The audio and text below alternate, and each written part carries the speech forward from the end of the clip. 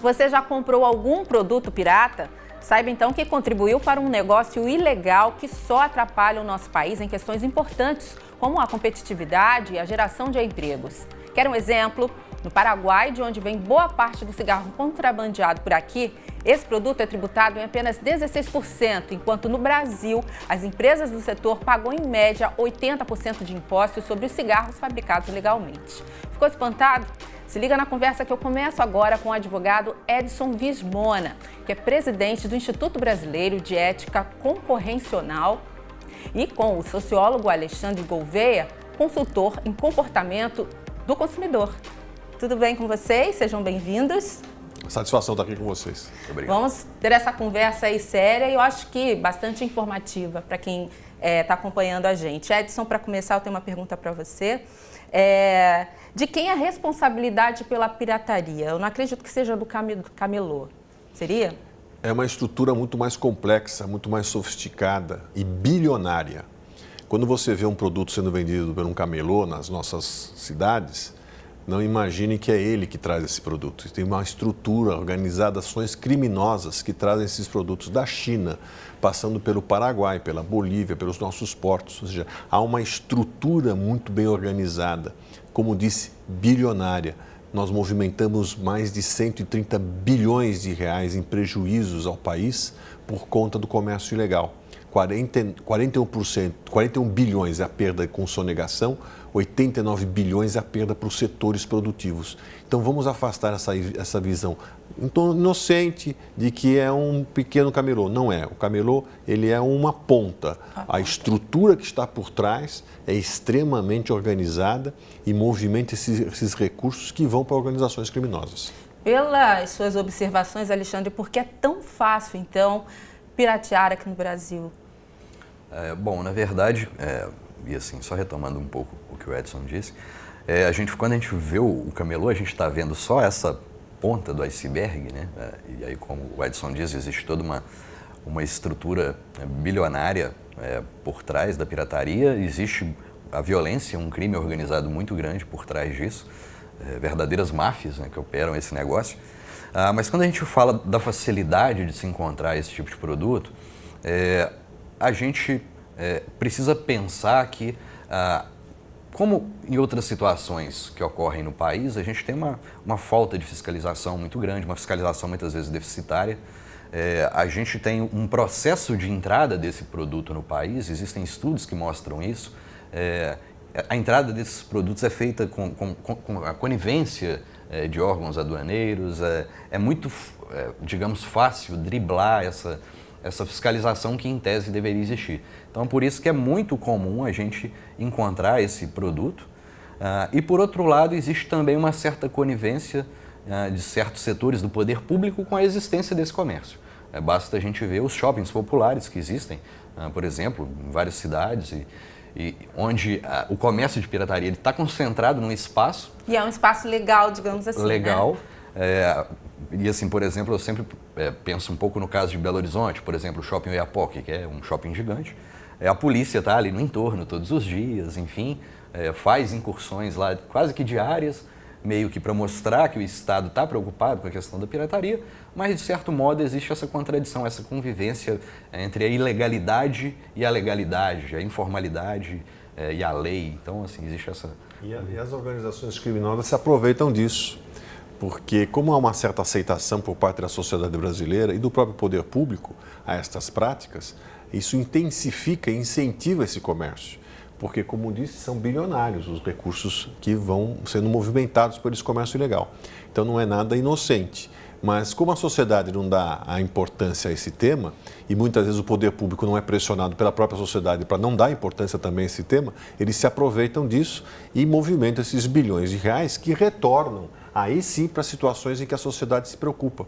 O tráfico de drogas, de armas e munição. Esse dinheiro municia esse comércio ilícito e absolutamente criminoso, aí sim afeta diretamente a sociedade, mas nós não temos essa ligação direta, não fazem essa relação direta do que financia esse comércio ilegal. O dinheiro da ilegalidade, além de intensificar e incentivar a corrupção, e aí o brasileiro reclama da corrupção, mas de outro lado ele está comprando um produto pirata que vai servir para movimentar elos da corrupção. Ele não percebe essa relação.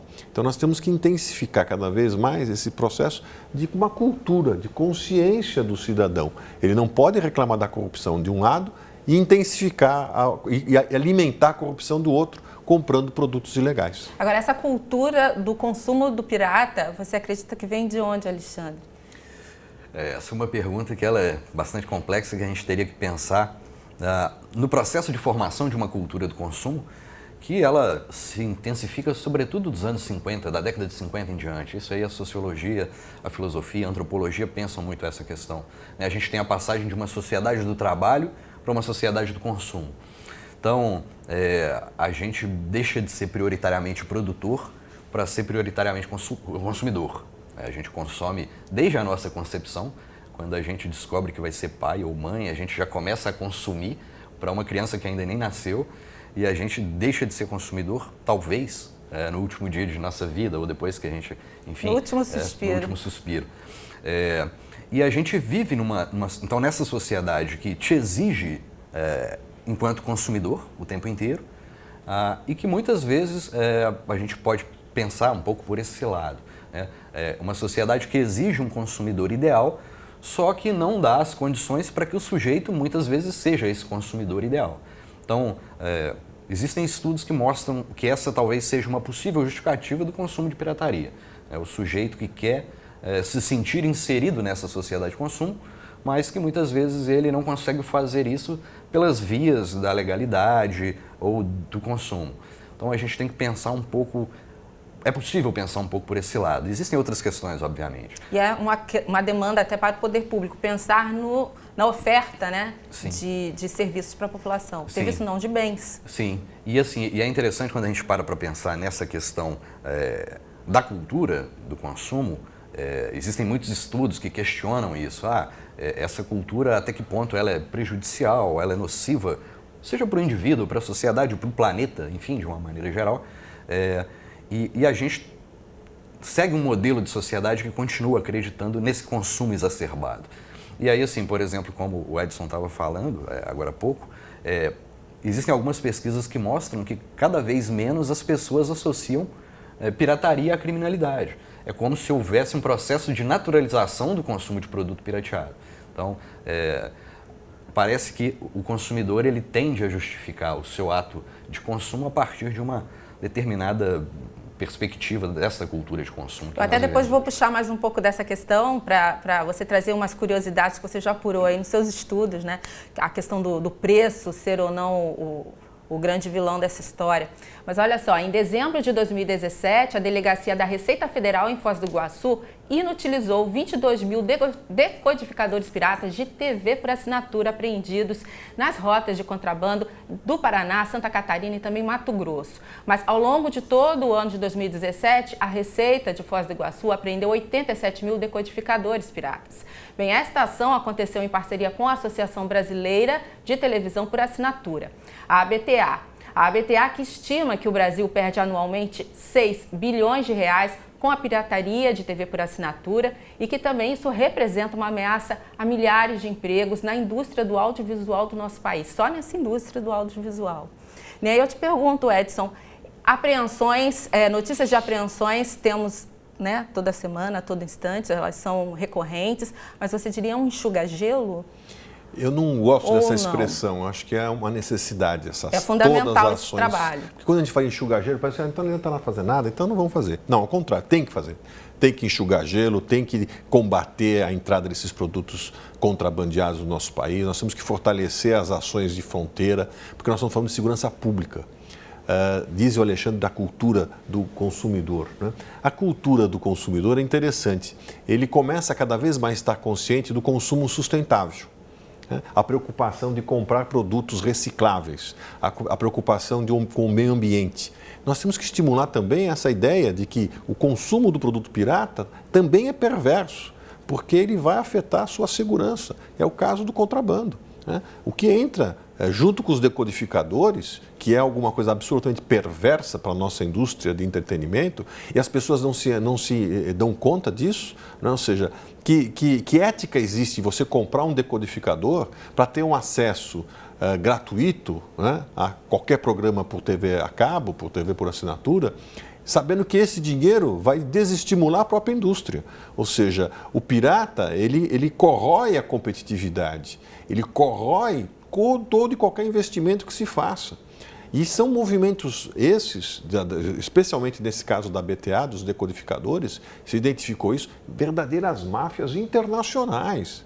Porque não é um aparelho simples, ele contém lá a descriptografia dos sinais, ou seja, algo altamente sofisticado. Não é uma coisa que você consegue em qualquer lugar, tem inteligência por trás disso. E nós temos que entender esse processo e combatê-lo. Por isso que eu não concordo com a expressão, nós temos que combater, porque senão nós vamos Mas esse trabalho de combate, na sua opinião, ele tem ocorrido, então, da maneira adequada? O que está faltando ao país, então, para intensificar, reduzir esse resultado? Nós temos que atacar, como qualquer fenômeno econômico, a oferta e a demanda. Né? A oferta é repressão, nós temos que ter mais controle das nossas fronteiras.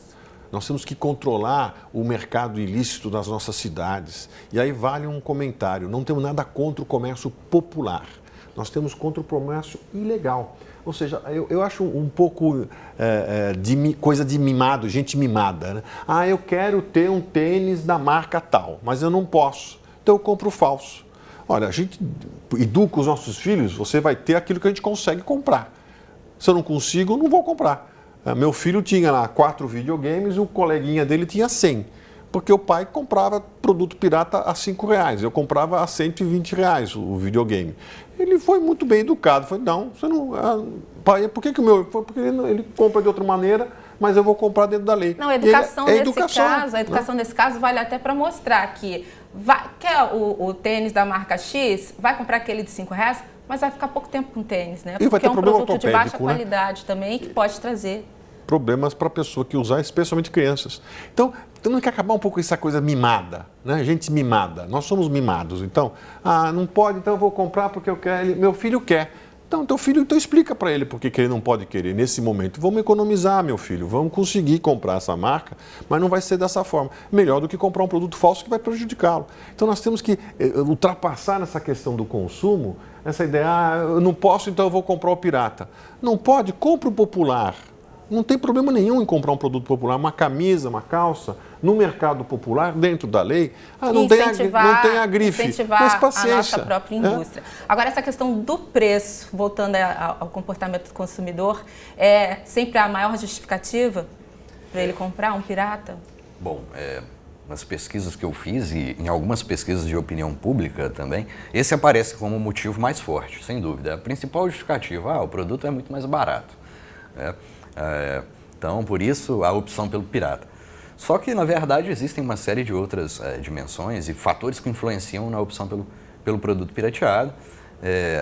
E, assim, são alguns outros fatores que são bastante diferentes da questão meramente de valor. Agora, quando a gente para pensar um pouco também nessa questão da cultura do consumo, eu acho que e é uma grande discussão que existe dentro da sociologia hoje sobre isso, que é uma cultura muito forte e a gente precisa repensar essa cultura do consumo de fato, né? Quando a gente para pensar no consumo de produtos sustentáveis, no consumo ético que vem crescendo, por outro lado, a gente tem uma grande parcela da população que ainda não se importa muito com essas coisas e não se preocupa com uma atitude ética nas suas posturas consumidoras. E eu acho que a gente também tem que pensar um pouco, quando a gente fala de atacar a oferta, a gente tem que pensar um pouco também numa espécie de desburocratização da abertura dos negócios, a informalidade. Existem pesquisas que mostram isso. O Brasil ele é um país que tem uma informalidade muito grande por um excesso de burocracia, um excesso de dificuldade de formalização do empreendedor. Então, o valor dos impostos também? O valor dos impostos, por exemplo, é uma motivação que os consumidores usam muito. Por exemplo, eu já vi pesquisas, inclusive a pesquisa que eu fiz, muitos consumidores diziam, o produto no Brasil ele custa muito caro porque os impostos são excessivos e por isso eu vou para a pirataria, porque eu não concordo com o que o governo cobra de impostos. né? Alguns consumidores falaram exatamente isso que eu disse, com palavras muito mais rudes com relação aos governantes, por exemplo. Então, esse é um dos argumentos que aparece com uma certa recorrência nos estudos. Então, acho que a gente pode pensar que a questão do valor é determinante, mas a questão desse valor do produto original ser muito alto aqui no Brasil, ele passa por algumas outras questões que a gente também tem que pensar, né? Quando a gente olha para algumas sociedades, por exemplo, eu tive a oportunidade de viver um tempo fora do Brasil, em um país muito desenvolvido, e você não vê pirataria. As pessoas, elas têm, ou se a pirataria existe, ela é uma coisa muito menor ou muito ínfima, né? As pessoas têm condições de comprar um produto original, porque existe uma valorização do trabalho, uma carga tributária mais, digamos, equilibrada ou mais sustentável. Enfim, uma política mais justa, né? Uma política mais justa, exatamente. Agora me conta como a indústria, os empresários estão, enfim, se organizando, né? Na verdade, qual é o trabalho de vocês, qual é o contra-ataque? Fala um pouco sobre o trabalho do Fórum. É um trabalho de levantar sempre uma pedra e empurrar, né? O Sísifo empurrando a pedra para cima. Você não pode ter nenhum momento de descanso, senão a pedra cai. Ela volta para a estaca zero. Nós temos que conscientizar cada vez mais, sempre. Conscientizar a nossa população. Mostrar os prejuízos que a pirataria causa. Conscientizar o nosso poder público. Intensificar as ações junto ao poder público permanentemente. Nas fronteiras, nas estradas, nas cidades. Nós temos desenvolvido ações, inclusive, para baratear produtos. Muitas indústrias desenvolvem linhas mais populares, de grife, mas linhas mais populares, para atender essa demanda que quer um produto de marca, mas às vezes não pode comprar, por exemplo, a camisa de futebol que o jogador usa, mas ele pode comprar uma camisa original do seu time, mas mais popular, num comércio mais acessível. Então, existe uma série de iniciativas nesse processo. O importante é que a gente preserve cada vez mais uma visão crítica do consumo de produtos ilegais. Que temos que intensificar esse conhecimento, porque assim você vai ter na sociedade o encontro da realidade, né? Ou seja, eu comprar um produto pirata, eu estou me prejudicando, eu estou prejudicando a sociedade, assim como a questão da sustentabilidade ambiental. É um processo que está junto, né? Caminha junto. E nós temos que fortalecer isso, porque o consumidor brasileiro, ele é muito suscetível, como disse o Alexandre, a comprar o produto porque é mais barato, ou que bom que não paga imposto, porque eu não quero mesmo que pague imposto. Ele não quer que pague imposto, mas o outro tem que pagar. Alguém vai pagar esse imposto, né? Ou seja, tudo está relacionado. Quando você não intensifica essa ação de defesa do mercado legal brasileiro... Você dá espaço. Né? Você dá espaço ao cigarro contrabandeado que está gerando emprego e renda no Paraguai. Aqui nada. Aqui está gerando dinheiro para o contrabandista, para o comércio ilegal. Vamos mostrar o site do Fórum Nacional contra a Pirataria e Ilegalidade. Eu achei interessante as pessoas visitarem, conhecerem o conteúdo que está ali. E o Fórum também está ligado a um movimento, né? Isso. O Fórum Nacional contra a Pirataria e Ilegalidade e o Ético, nós coordenamos o movimento em defesa da legalidade. Que exatamente tem esse propósito, né? De intensificar e estimular ações para combater o comércio ilegal no nosso país, defendendo o emprego, defendendo o investimento, defendendo a geração de renda que só o comércio formal, a indústria formal vai conseguir gerar. A indústria é prejudicada, o comércio é prejudicado por essas organizações criminosas que geram o quê? Trabalho escravo, subemprego. O camelô, e até violência, né, de alguma maneira. Ele está lá por uma necessidade, mas ele não tem nenhum direito trabalhista. Que bom, legal isso, né? Vamos manter então essa pessoa trabalhando até às vezes como análogo ao escravo, porque eu vou ganhar dinheiro com isso, eu vou ter vantagens com isso. Não é uma visão ética. Então nós temos que fortalecer. Esse movimento tem exatamente esse objetivo, de intensificar essas ações. Nós temos mais de 70 segmentos produtivos da indústria e do comércio juntos nesse movimento, fortalecendo ações junto ao poder público, junto à sociedade, junto à mídia, para podermos desenvolver cada vez mais essa mensagem que ela tem um fundamento dentro da ética que nós temos que preservar para o nosso país, senão nós não vamos conseguir mudar nunca. Tá, eu não quero deixar de tocar no assunto, já já estamos nos minutos finais do programa, que é a CPI contra os crimes cibernéticos. Há uma certa expectativa de que ela venha a inibir o comércio pirata online. Como está essa Aí vocês veem como é difícil. Saiu dessa CPI um projeto muito importante que nós defendemos, que permite o bloqueio de sites via judicial, não é qualquer um que pode bloquear, só com uma decisão judicial, de sites que precipuamente vendam produtos ilegais. Ou seja, a palavra está dita, essencialmente, precipuamente. Aí as críticas, vem muitas críticas da academia. Não, esse projeto de lei é perigoso, porque pode afetar o acesso à internet. De forma nenhuma. O projeto ele tem um foco muito específico, conteúdo ilegal. Ninguém pode ser favorável ao conteúdo ilegal. Nós temos que bloquear sites, especialmente do exterior, que tem muita dificuldade de combater isso. Esses sites do exterior, e também no Brasil, mas os sites que promovam produtos ilegais, comércio ilegal. Sim. Se é ilegal, tem que ser coibido. Você não pode colocar no mesmo nível o site, a internet, que é um benefício para todos nós, daqueles que se aproveitam na internet para vender produtos ilegais. Então essa é uma discussão que ainda vai demorar um pouco. Está em tramitação esse projeto de lei no nosso parlamento. Tá legal. Você diria, então, Alexandre, indo para as suas considerações finais, é uma questão social a pirataria, não é? Sim. A gente pode pensar a pirataria, e assim, eu acho que a gente pode pensar a pirataria como um problema social, sem dúvida. Algo que gera impactos para a economia, gera impactos na geração de trabalho, de renda, enfim, no desenvolvimento econômico do país. E, por outro lado, a gente pode pensar a pirataria como um problema sociológico. Existe na sociologia a gente faz essa distinção entre o que é um problema social e um problema sociológico. Ela tem essa dimensão social que a gente tem que discutir e a gente tem que pensar em outras dimensões que a pirataria tem que vão além dessa dimensão econômica. Essa dimensão econômica ela é muito importante, ela tem que ser discutida e essa é a dimensão mais evidente. Só que por trás dessa aparente normalidade da pirataria, existem outras dimensões que são muito sérias, que são muito críticas. Por exemplo, deixa aí matar a nossa curiosidade com alguns aspectos. Rapidinho. Por exemplo, tem um trabalho bastante interessante que foi feito por um escritor italiano, jornalista italiano chamado Roberto Saviano. Ele tem um livro que chama Gomorra. Ele fala de uma experiência que ele teve pessoal enquanto um jornalista que se infiltrou na máfia napolitana.